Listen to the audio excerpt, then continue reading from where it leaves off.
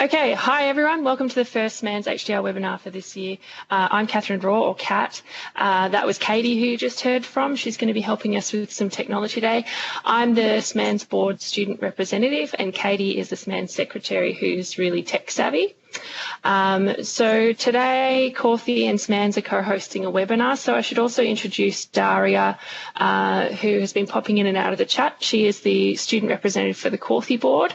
We're going to be joint hosting some HDR initiatives as the year goes on. Specifically, we've got the mid-year conference coming up in July for HDR students. And we'll also have a second HDR webinar in September. So keep an eye on your details in the coming weeks for further details. Before I hand over to our presenters, I might ask you to keep your microphones muted as we move forward. Feel free to type in the chat box. If you haven't already got that open, there's just a button on the bottom left. Type in the chat box as we go along with questions. The presenters might address those as we go, but we'll also have some time at the end to hopefully address questions too. Okay, now I'll ask our speakers, the lovely Dr. Ashley Thompson and Kim Mansell, to introduce them and take you through the webinar content. Thank you very much, Kat. Great, thanks. Ashley, do you want to start off? Yep, okay, so if we just sort of move on to the next slide now, we've got a brief outline of what we're going to cover. So we're really going to look about the benefits of kind of being on an academic social network and introduce you to two of the kind of key ones that you probably are already familiar with, but just some kind of benefits about being on those. Sarah Weimer. And then we'll really look now exiting. Progressing on to Twitter and discussing what's so great about Twitter from an academic point of view, how we go about using it, what sort of tangible benefits there are for being on Twitter, and then any top tips that we've got, including some key people to follow and some certain hashtags that you might want to get involved with as well. So just kind of moving on to the next slide, I guess I'll introduce myself before we get into the content. So as Kat said before, I'm Ash Thompson. I'm a lecturer here at La Trobe University, particularly in sport media and sport communication. I've had a little bit of an interesting and different background, probably to most. So I started off looking at computer science and really looked at sort of what goes on in the web space with sites like YouTube and Facebook. So I've sort of been involved in social media for about the past 10 years, first looking at it from a usability point of view, and now I'm really involved in it in terms of what it means for sport marketing and sport communication. I'm certainly probably not as prolific a tweeter as a number of colleagues, but I have sort of been involved in it now for a wee while. And as we sort of progress through the webinar, I'll be able to sort of point out some tips and hints along with Kim about things that we've learnt along the way about being on this sort of social platform. So I'll hand over to Kim now to introduce himself as we sort of move on in the webinar. Thanks, Ashley. I'm very excited to be able to present today. And as Kat said before, feel free to post some questions as we go along because we'll be happy to answer them and hopefully test out our multitasking abilities. So a bit of a background on me. I'm currently studying my PhD, as it says quite nicely there in my little Twitter bio, on the AFL women's competition. So I've been doing that for 2 years now. Hopefully we'll complete that by next year. And yeah, I've been really enjoying it. Grand final was last weekend. It was a fantastic second season. In terms of my Twitter background, I think this is where it gets interesting, is because I think Ashley, thanks, Aurelie. Yeah, I'm glad someone following it. So I guess I'm pretty new to Twitter. So although it says I joined in March 2011, I think that was previously as a more of a casual Twitter, account. And probably, I think it was around mid last year, I decided that I'm going to remove my previous just friendly tweets and social tweets to make my profile more academic. So I'm still relatively new to the Twitter space, but I've been really enjoying it so far. And I think it's going to be a really interesting comparison between Ash and I, just to, I guess, see what, I guess, someone who's been in it for a while and knows the game a little bit better, but I guess the areas in which I think are important to focus on, even when you're beginning. But we'll have plenty of exciting things to talk about now. So I think I will pass on to Ash. Great, thanks, Kim. And I think hopefully the beneficial thing you guys will get out of this too is, as Kim's kind of alluded to, we have a slightly different background coming into using Twitter in particular. And as I'll sort of point out, there are some different ways that academics and faculty use it as opposed to students. And so by having the both of us involved, hopefully you'll get a slightly sort of unique viewpoint and we'll be able to share insights from both perspectives. But really this slide here is to set the scene and to think about what it means to be an academic in our sort of technologically driven era. So for both faculty and students, it's really now about becoming the academic 3.0. And so what I sort of mean by that is that it's really important that you do have an active online presence. And what we sort of mean by that is looking at professional profiles on social media. And that can be quite a challenge when we're perhaps used to using various social platforms in a sort of personal and more private sort of view set, but really now it's about engaging in it in a professional kind of manner as well. It's also about collaborating and certainly supporting what we call digital citizenship and scholarship.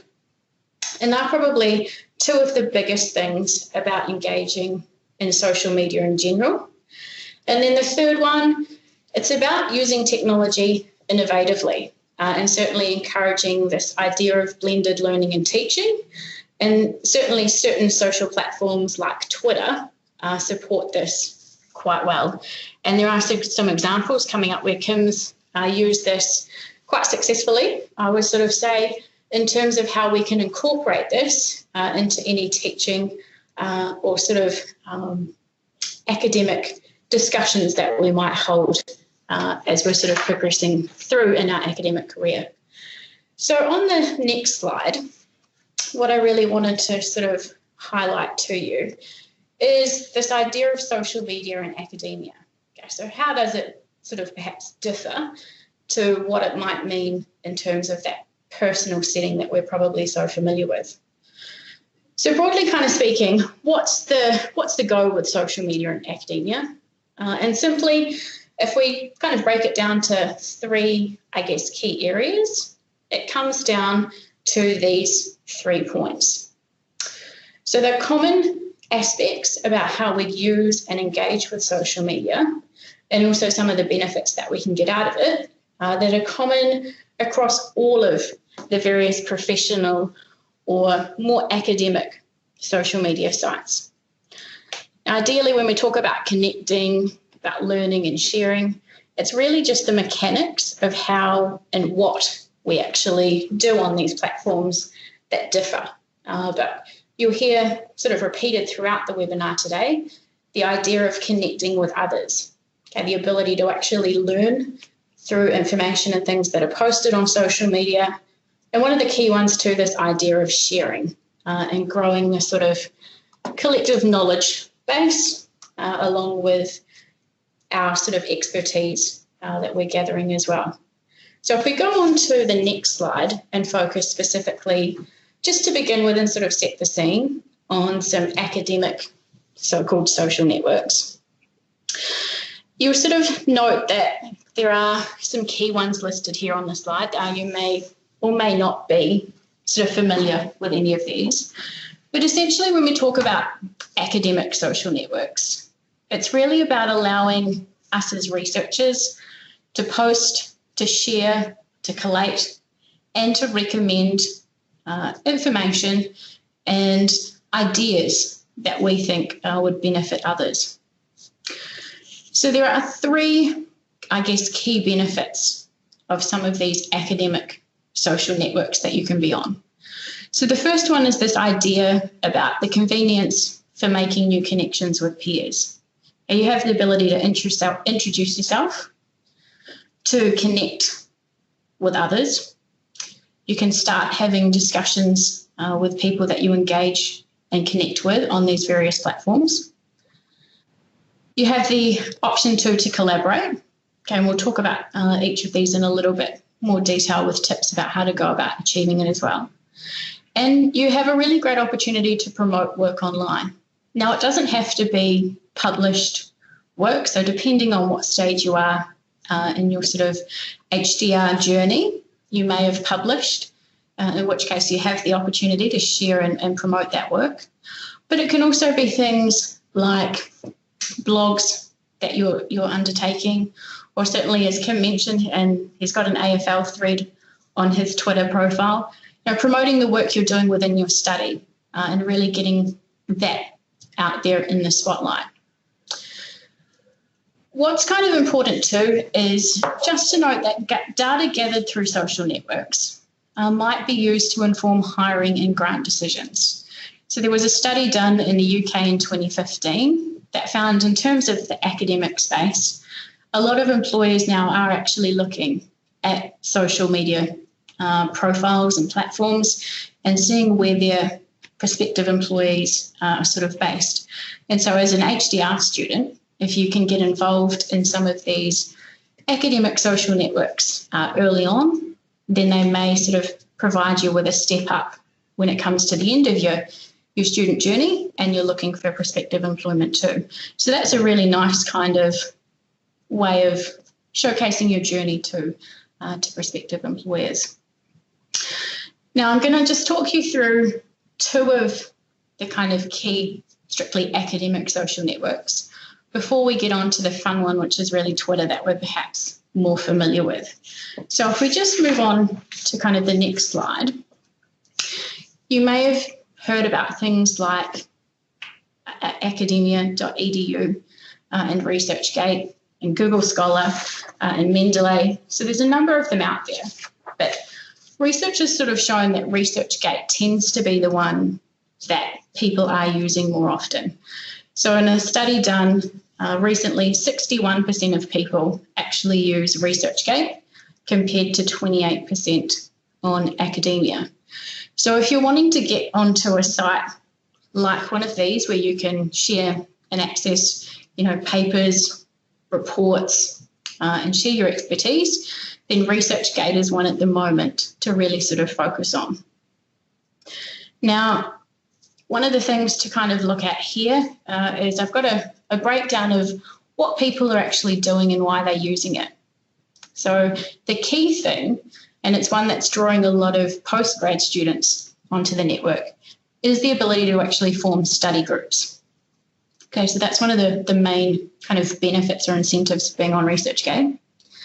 It's also about keeping up to date with research in the area and the field and finding out about others' research. Okay, so they're kind of the three big drivers of why people engage in this space. Now, as with any sort of social network, I would just say with a bit of a caution, if you do sign up or are already signed up, make sure that you do carefully check all of the settings. Okay, so there are some hidden ones that will repeatedly send out invitations and may even be invitation reminders to your peers.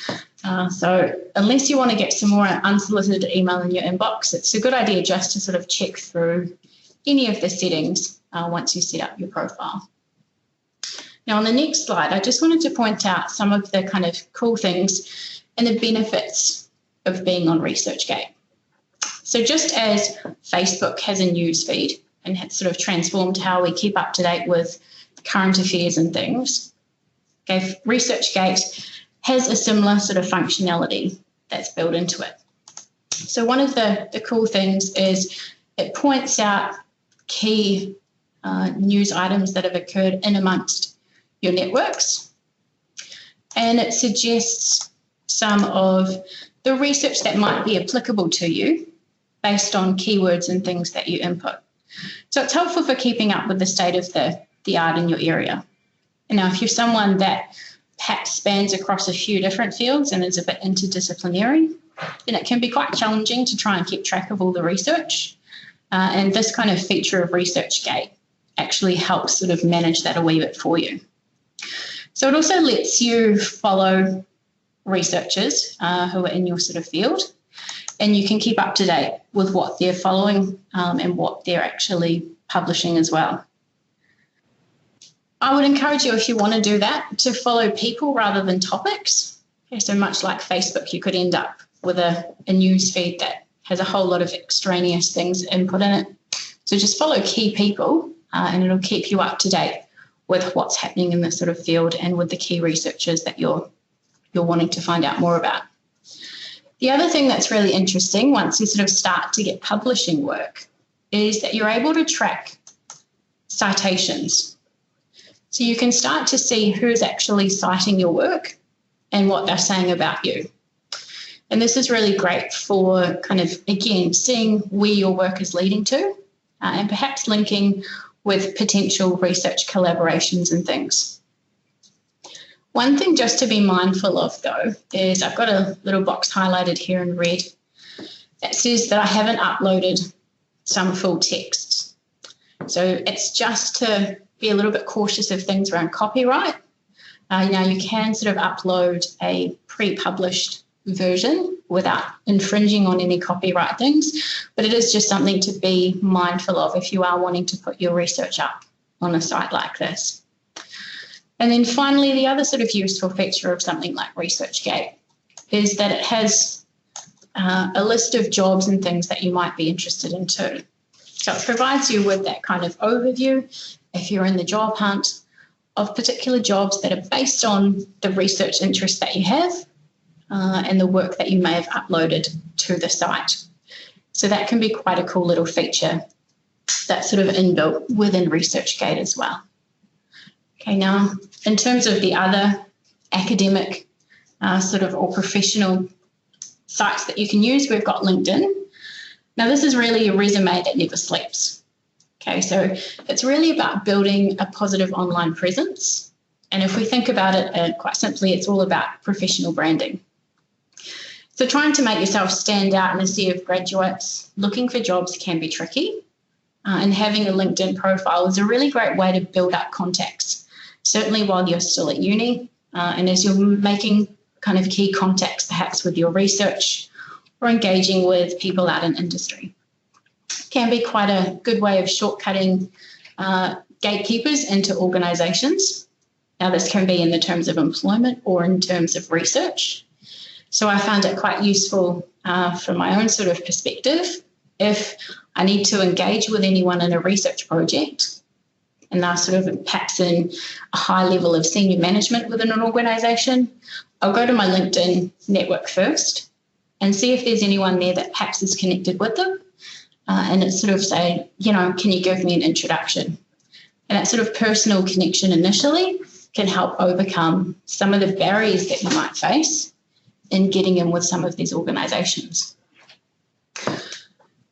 So why would HDR students use it as opposed to anybody else? It's really about connecting with employers or future network opportunities, to keep in contact with alumni and past colleagues, could be for letters of recommendation, or to be informed about job opportunities. When it comes to actually using LinkedIn then, there's just a couple of key tips that I've sort of put together on the next slide to help you out. And Kim probably should have warned you that I was going to use your one as a nice little case study here. No, I like it. More exposure, the better. Yeah. So here's a great one from an HDR student to give you all some kind of insight. So one of the key things is to make sure you upload a professional picture of yourself. And it's really important for making it real and for employers to actually get a sense of who you are. I'd say don't cut corners on the summary statement. Okay, so that's really your main place for you to stand out. Kind of tells your story and emphasizes your experience and your aspirations. So if you think about a summary, perhaps just consider it like the first few paragraphs of your best ever cover letter. The next thing I'd say is make sure that you list all of your experience, list the jobs that you've had, and then as Kim's kind of done, give a brief description of what you're responsible for and what you actually managed to accomplish. If you've done any volunteer work and things, definitely make sure you include that as well. A number of employers and things have said that that's actually quite a key aspect in seeing how people get involved beyond just the paid kind of work that they're there to do. In terms of having a LinkedIn presence, one of the benefits that you get out of LinkedIn is really accrued through having a strong network.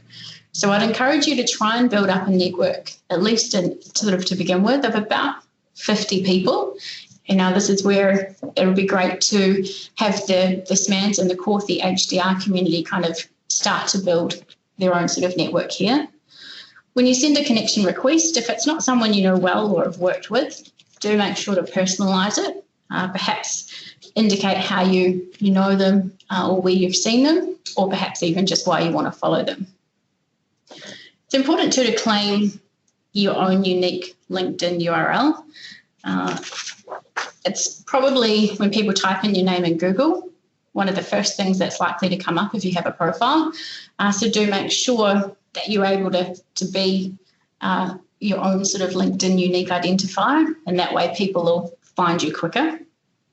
It's also handy then to include it on your resume or to include it on other social media sites like Twitter, or have it as an email signature for people to find out more.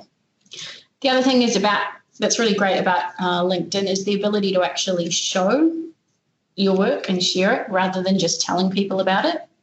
So provide examples of your writing. If you've actually published any work, you can upload a snippet or a section of an abstract to there. If you have a blog, then it's really great to include it there and showcase that work. Make sure that you use key skills to your profile. That way you can be endorsed and recommended by those who have worked with you, and that sort of just strengthens your profile for potential employers. And understand what groups are on there that you might want to be part of.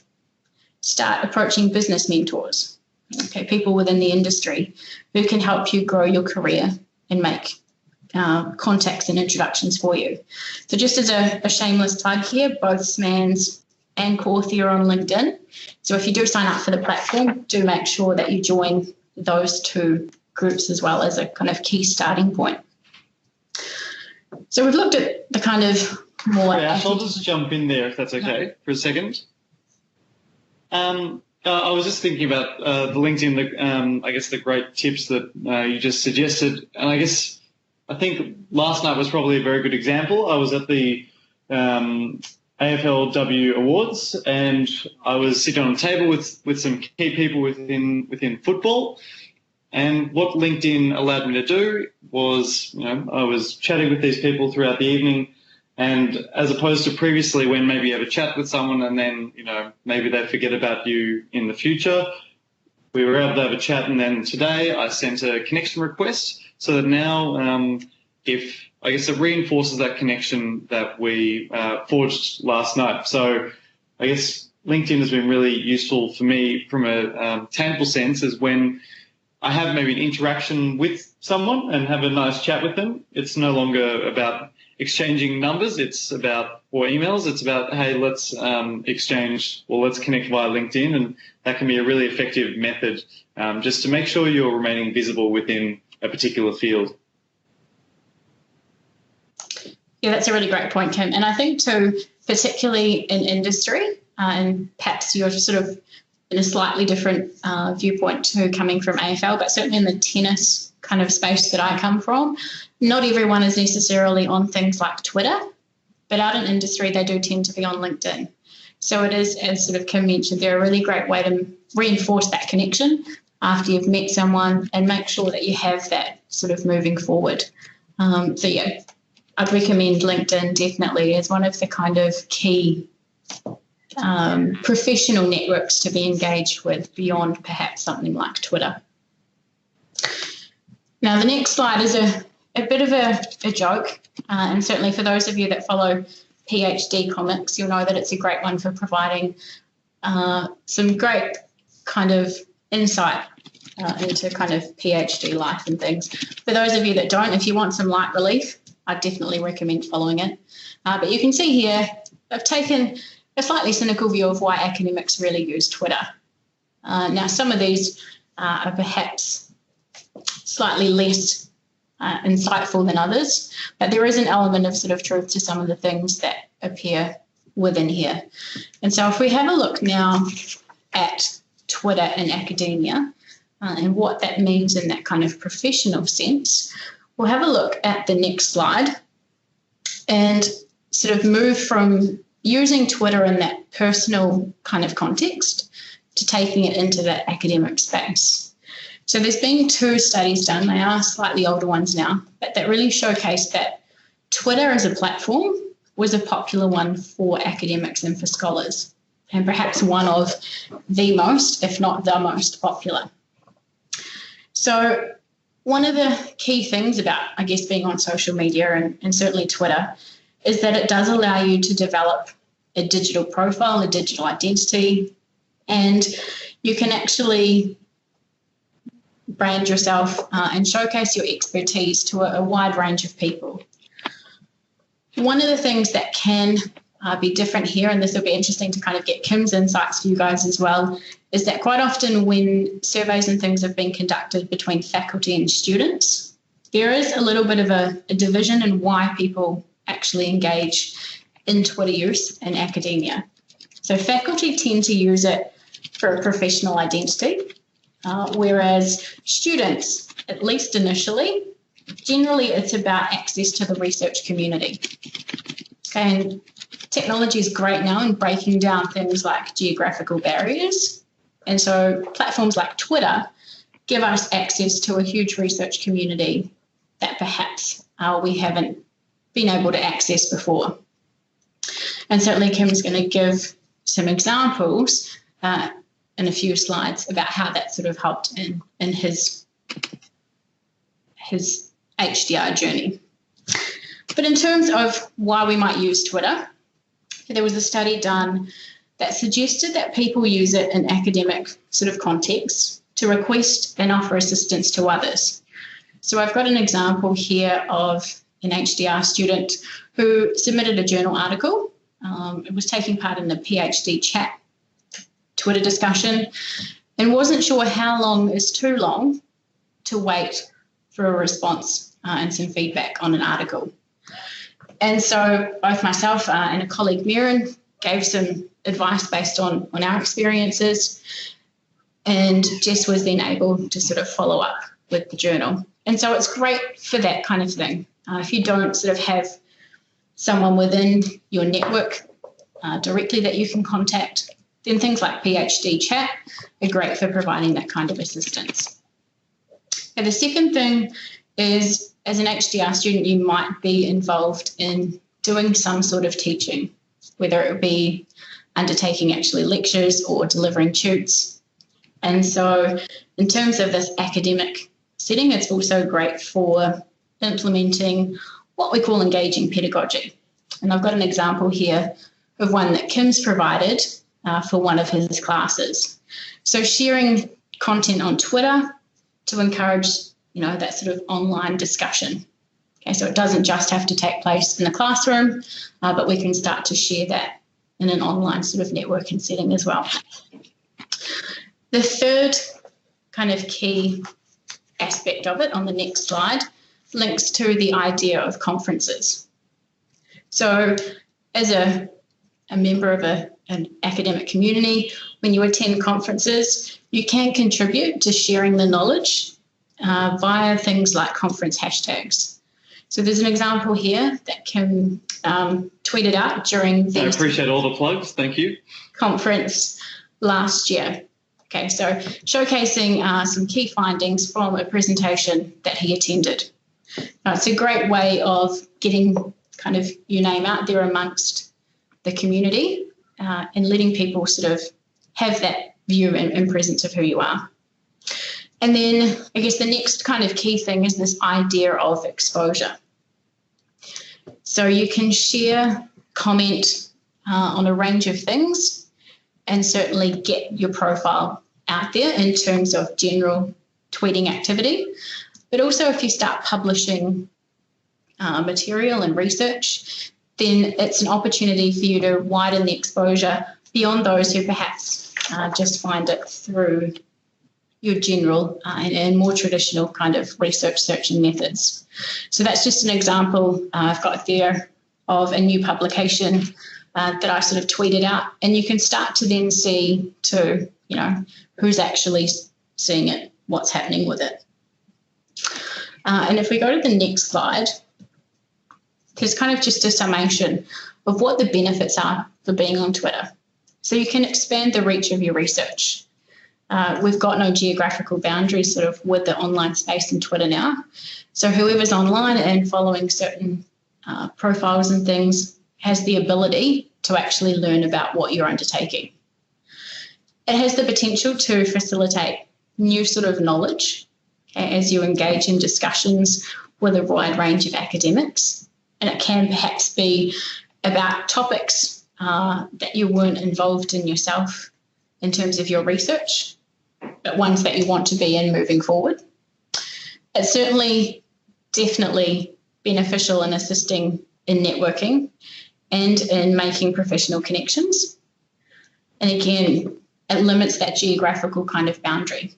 I know Kim's going to speak about some of the benefits that he's found with Twitter, that myself as an HDR student who was in New Zealand, a lot of the research that was going on in sport marketing and sport comms was taking place in the US.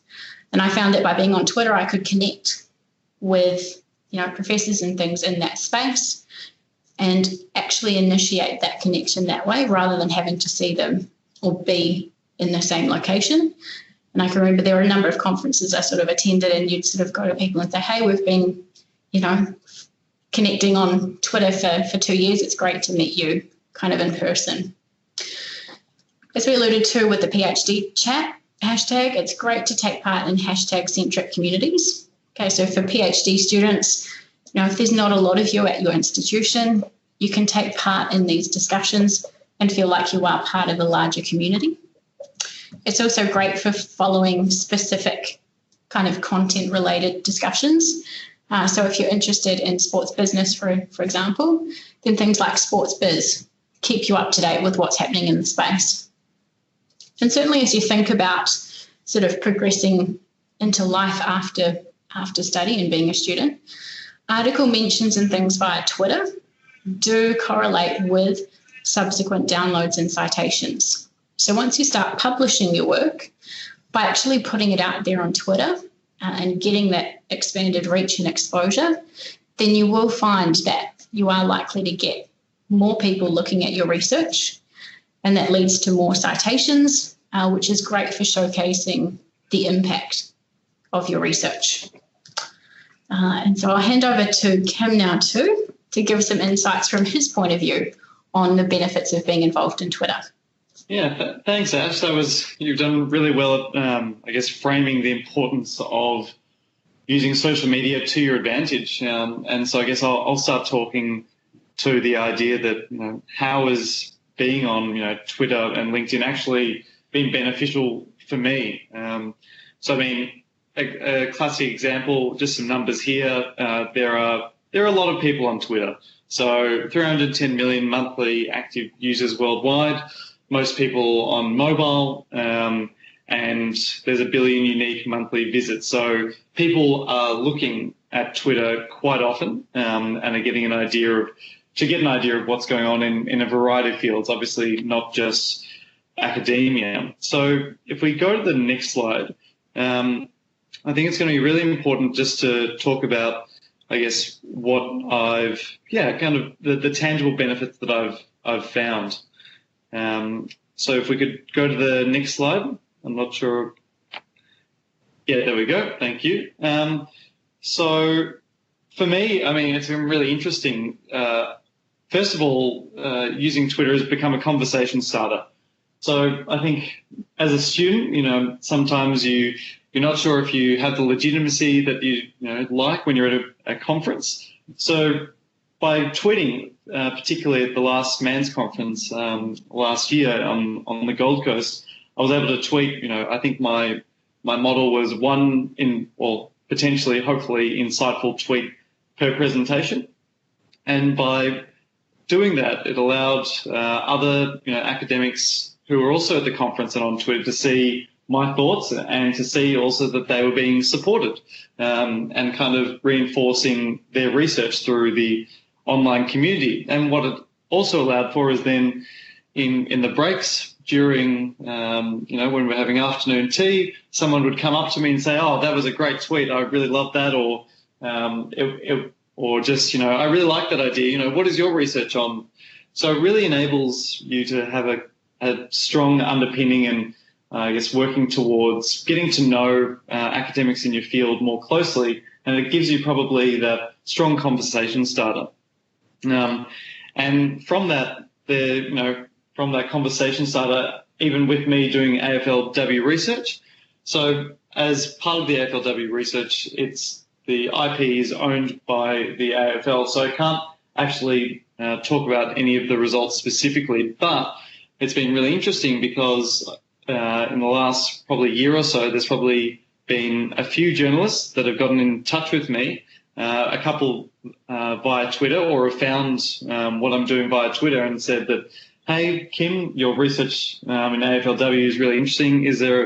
Can we have a chat at some point soon?"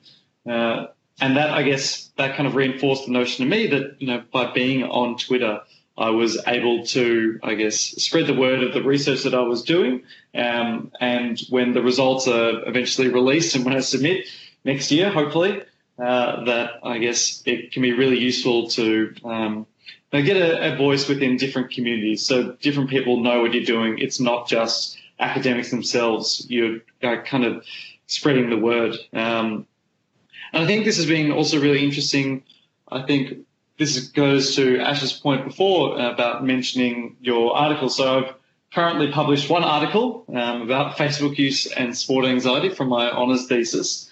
And interestingly, there was a spike of readership after tweeting that. But the most interesting part was there was a podcast, a man who runs a podcast in the US, I think it was called Coach Your Best, and was talking about, I guess the podcast just relates to how to, maximize coaching performance. And he saw that I published my research and said, "Hey, Kim, I love this article. I love your research. Any chance we could get you on my podcast?" And I said, "Sure." So I guess it's, a bit of a combination there between the conversation starter and journalist engagement, but you're not only, or by being on Twitter, prolifically in the last couple of years, it's not just been academics that have noticed my work, but people in other fields, which really helps to increase your exposure. And especially now when there's a greater emphasis on links between industry and academia, I think it's really important to have these conversations so that, academia is not seen as this far away, mysterious place, that it's really accessible.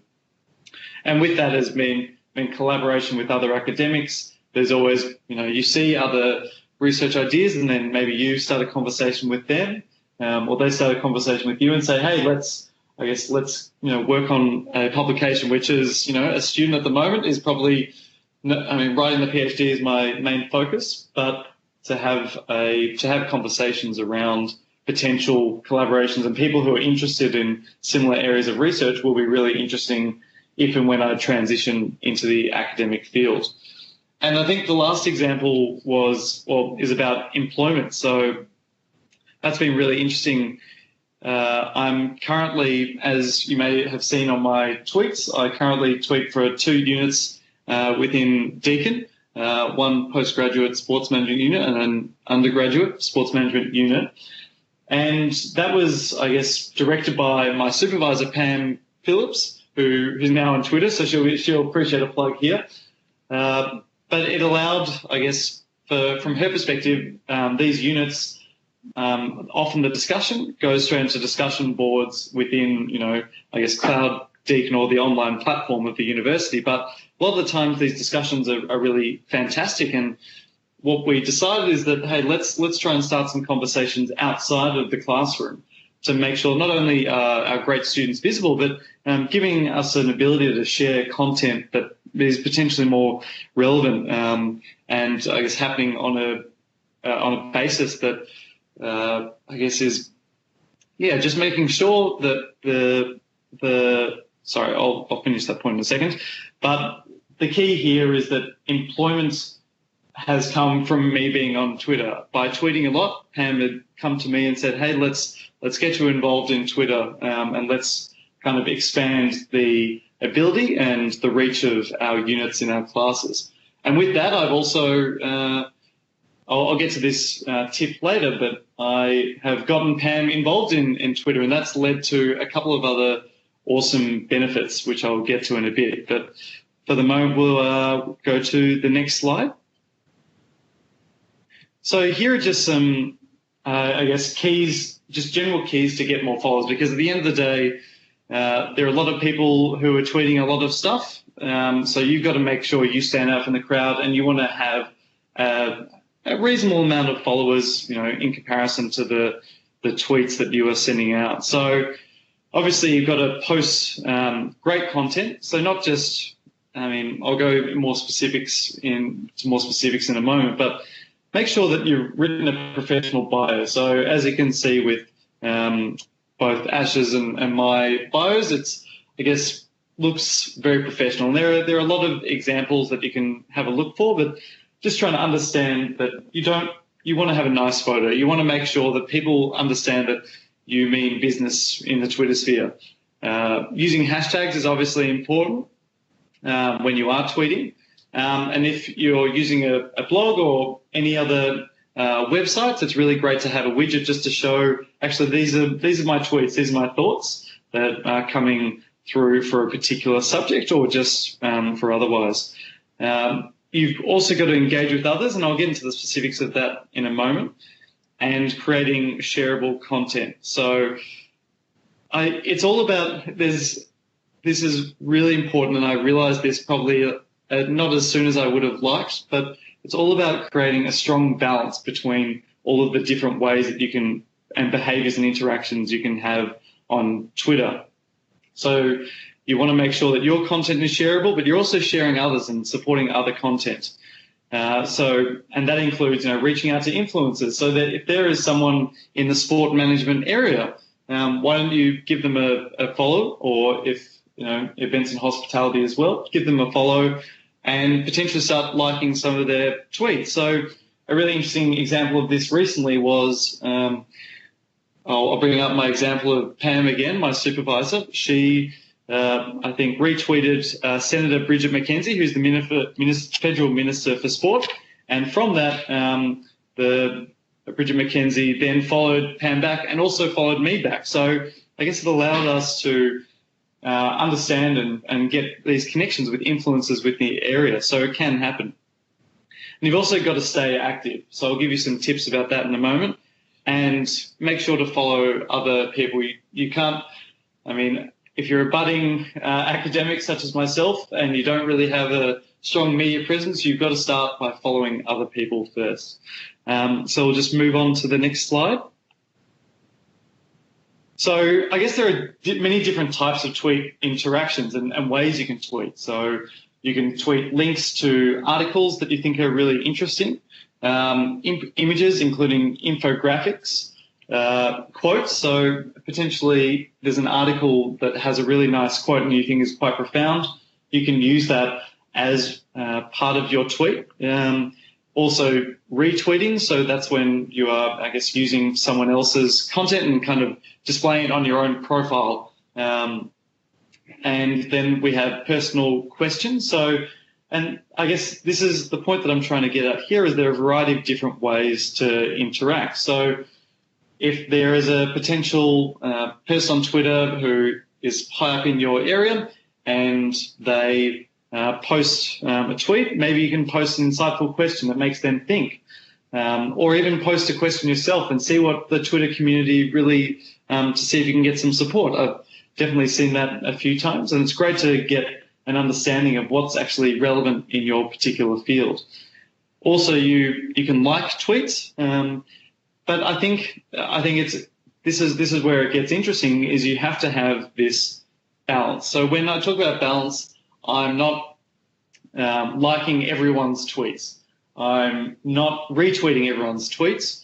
I am not posing questions to every tweet that I see. So it's about getting that real mix, because if you are doing just one of the I guess, interactions that I've mentioned here, it just probably isn't a great look, first of all, but it doesn't really allow you to get the full scope of what you can achieve through Twitter. So make sure you are posting a wide variety of tweets, whether that is links or images or quotes or retweets, and then also comment on others. I mean, and this is something that I'm still learning, because I remember initially I didn't think that my views and opinions were as, I guess, important or, interesting as maybe they have been now. But it's been really important for me to see, well, actually, let's not just stop liking tweets. Let's comment. Let's understand what's going on. Let's ask some questions. And then through that, you, I guess, get create a greater name for yourself within the Twitter sphere. So I'm not sure, Ash, if you have any thoughts here about some key tips on balancing your Twitter interactions. I think you've kind of hit the nail on the head really there, Kim. And I think one of the things to be mindful of, particularly when you're starting out, is that you don't just suddenly go on this phase of I'm going to retweet everything that I see, because people will start to look at it and go, oh, you're just essentially curating other people's content and not offering anything insightful. So certainly take a look at the kind of different types of tweets and interactions that Kim's got here, and try and mix it up as much as you can when balancing out that Twitter behaviour. I know initially it can be quite challenging, and I certainly fell into the trap myself too, where, as Kim kind of said, you think, oh, I don't know what I've got to add, so I'll just keep retweeting everybody else's. Yeah. But yeah, even if you can, a sentence explaining perhaps why you think it's worthwhile tweeting. So, there was an example recently, and I just offered, a question and I can't off the top of my head think about what the tweet was, but it was, I think, to do with media rights and things. And I just sort of said, what does this mean for the future? And it sort of sparks a debate then, and you can kind of, from that, enter into sort of discussions and things. So I think the key takeaway there is not to focus on one particular type of interaction, because there are so many that you can engage in, and it's probably the big thing. Absolutely. Yeah, great point there, Ash. And that, I think, links really nicely to our next slide for what not to do on Twitter. And this is, I think, something that some of these I've definitely been guilty of before. So bursts of tweets. And this is kind of, we talked about before, how do we gain followers? This is how you lose the ones that you gain. So by tweeting a lot within, 10 minutes, you got to make sure that your tweets are nice and balanced out throughout a day. Maybe don't tweet on sensitive topics early on, unless that is your particular field, but that is potentially, it's fraught with a little bit of danger. Mundane topics, so just don't be talking about boring things, and I think I've definitely done that before. What I thought was interesting, maybe other people haven't, and so I probably removed those tweets from my account now. Not removed, but just, I guess, stop posting those types of tweets. Of course, you've got to make sure you're spelling and grammatically correct, and don't be negative. You've got to be a really positive person while you're on Twitter. So if you see someone get an award or present something, that's a big deal for them, say congratulations. Be that really positive and nice presence on Twitter. Also, yeah, there. That's fine, Aurelie. But then also too many hashtags. So that's just not a great look if you have too many hashtags. And as we said before, don't constantly retweet others. Say, your thoughts. And I think this is the next key, is go off topic. So I think I remember, tweeting previously about Trump occasionally, and now I'm just leaving any Trump-based thoughts off my Twitter account. Not that they were potentially very insightful or inflammatory, but it was probably just what other people were thinking. But it goes to, I guess, the last couple of points, that you need to make sure that you're consistent. So what I've done now is I've really streamlined my tweets to be predominantly about women in sport and health in sport. So kind of that's really important reflection to have is, well, actually, what do I know better than anyone else potentially? What can I give to the community? And I guess the best tangible example of that is the tweet that I pinned to the top of my Twitter page is, I guess I provided one potentially insightful observation for each of the AFLW matches I attended. And it was interesting. I think I've probably, since I've done that, increased my followers by over 100. So I was at 250 a couple of months ago, but since doing that and then getting a shout out from a women's football podcast was outstanding. So after they gave me a shout out and mentioned my thread, my followers, really increased. So that really reinforced the notion that I figured out what I know really well, and that is the AFLW. Obviously, I wasn't tweeting anything that is specifically research. It was just my views on the games. But it was really important to, I guess, streamline, figure out what you know the best and what other people would be interested in. And then we'll just go to the next slide just to kind of wrap things up. Just reinforce, stick to one topic. Start a thread if you can. So if you think that there's a particular event or there's even a day, when I talk about a thread, that's just commenting under one particular tweet. And then asking if you can become a Twitter moderator for a unit. So that's what I've decided to do for the 2 units within Deakin. So by doing that, I'm allowed to, tweet more often, and also, I guess, increases my exposure while interacting with students along the way. This is the key one, is getting your supervisor onto Twitter. So I got my supervisor on, and I think we can, hopefully some of us will be looking at it, but she's really enjoying it and has gotten, some really tangible benefits from that as well. And by being the expert yourself, I was, as I said, only relatively recently gotten into Twitter. I was able to, I guess, understand and point my supervisor into the right directions, which allowed for, I guess, her to become more excited and involved. And then last one, tweet once a day on average. I think that's a really nice marker. Maybe you've got 15 minutes waiting for a tram or you're sitting down waiting for a meeting. Think of one tweet a day. If you've got that consistency, that's what people will really appreciate. And then the last couple of slides are just about, I guess, people to follow. Obviously, SMAANZ, so Sports Scholars, write that PhD to get some really nice tips. Daniel Cherney from The Age, I think, has quite funny tweets. He's a sport reporter for The Age. There's also Sports and Change, which I think is really great, that page that Ash follows as well. TNF Sports, that's linking to hospitality as well as tourism. And then there's also a hospitality specific page. So the great thing is look at what other people who are within your area and your discipline, who are they following? Figure out who they're following, and then you start following similar people and you'll get recommendations from there, which can increase your base.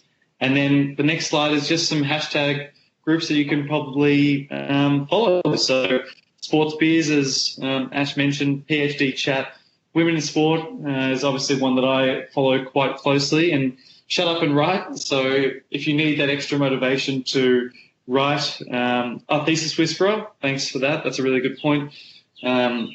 So there are a multitude of pages to follow and hashtags to keep an eye on, and maybe even start your own if you're going to be working within a class. I think that can be really useful. So I'm wary of the time, and apologies if we've gone a little bit over the allocated time, but I think Ash and I will be happy to open this up to any questions. Definitely. So if anybody does have any questions about anything that we've covered, or perhaps something that we didn't cover that you really want to get our insights on, we'd be really keen to hear any questions that you've got. I think Aurelie's just posted a few questions for you to cover if you want to have a look at those. We're running short on time, so if anyone needs to move on, please feel free to do so. This will be recorded so you can catch up afterwards if you need to. Back to you guys. Thanks. I'll just have a quick read of this. Ash, if you want to go first. Yep, I'm just catching up on them.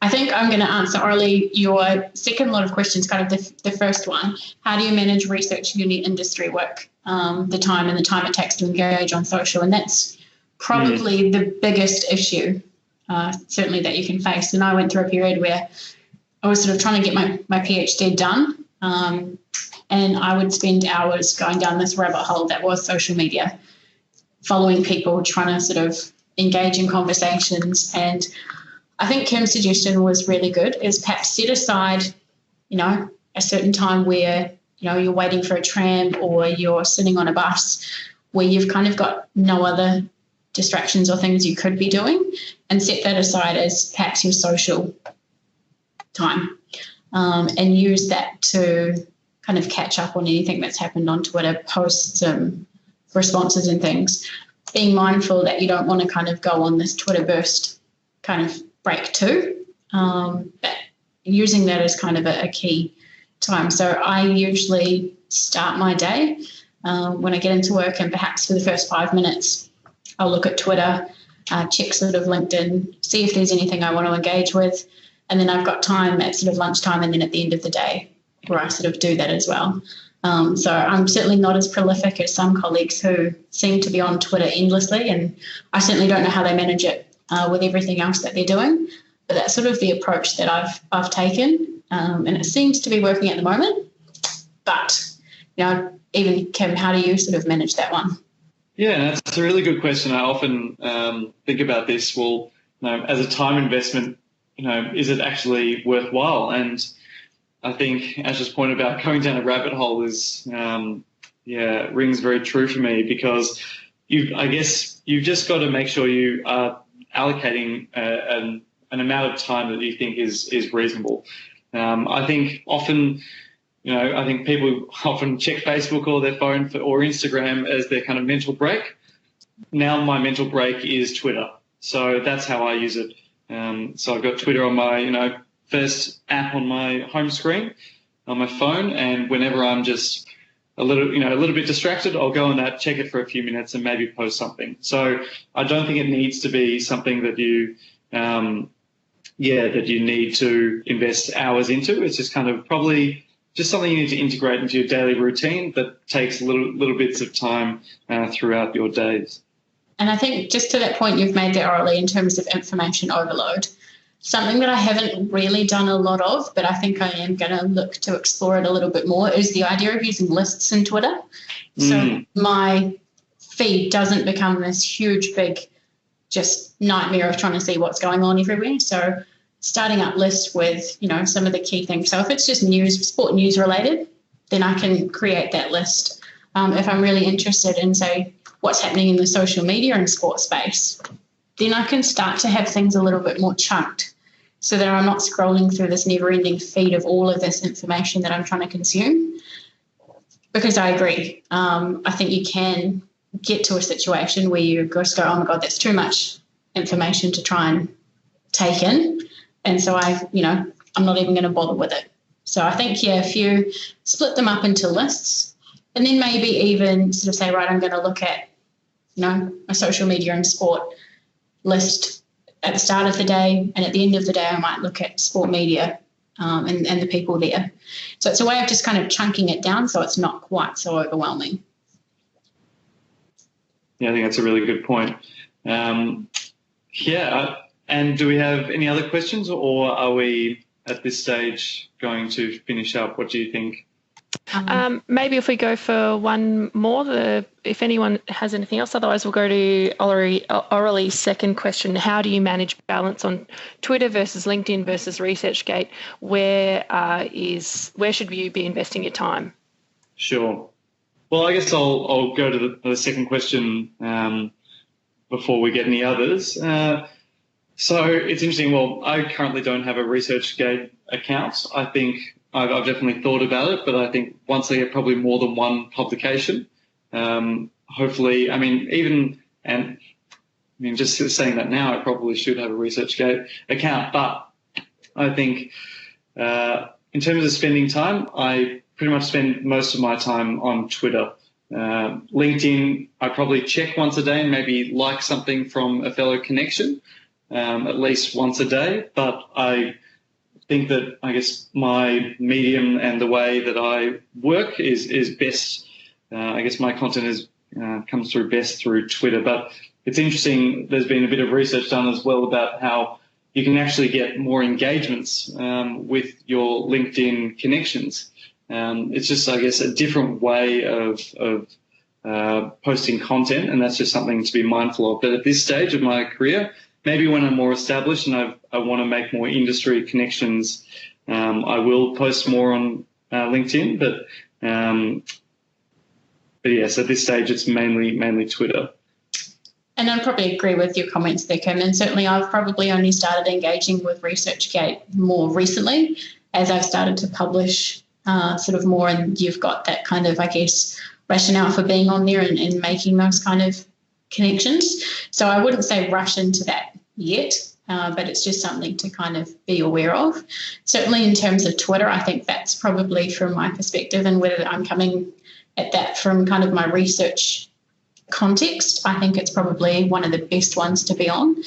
There's been a lot of debate about LinkedIn, and certainly I've got a number of colleagues in the US who basically say they don't bother telling their students about LinkedIn because they don't see a purpose for it. I don't necessarily agree with that mindset totally, and certainly Kim shared his example of where it was definitely beneficial for him recently. I think LinkedIn's worthwhile to have. It does potentially take a little bit of time and effort to get it going to begin with, but it is something which you can kind of just check once a day and sort of look through the news feed, like some things, post a comment. Doesn't necessarily require the same amount of time commitment as something like a Twitter does, but I think it's definitely beneficial to have. And I think generally it's been industry that's perhaps been more active in that space. But certainly I'm noticing now that researchers and things are getting more involved within LinkedIn as well. So they would probably be my two platforms of choice if you have the opportunity to be involved with. Yeah, really good point, Ash. And do we have any final questions, or Kat, would you like to wrap it up there? I think Orly's just typing. We'll see if one comes through. Otherwise, nope, she's just saying thank you. Okay. No worries. Well, I think that's a good time to wrap things up. Running over time now. No stress though. If any of you would like to follow up with further information or questions, I'm sure Ash or Kim would be happy for you to chase them up on social media, or you can get in contact with me and I'll pass on their details as well. A good way to go about it would be send us a direct message on Twitter or connect with us on LinkedIn. Yes, definitely. Thank you, Kim. Kim and Ash have shared some great insights. I've certainly learnt a lot. I'm not the most avid Twitter user, so I'll hopefully be a bit more active from now on. Thank you all for joining us today. We hope you learned a thing or two as well. Hopefully you will join us at the joint SMAANZ and Corthy HDR conference in July. We're going to be hosting that up at UQ in Brisbane. Keep an eye on emails moving forward. I'll send through some details. Also, don't forget to follow us on social media through Twitter, LinkedIn and Facebook. Thanks, everyone. Feel free to send through an email. We'll wrap things up now. Cheers. Thanks, Kat. Bye, everyone. Thanks, everyone.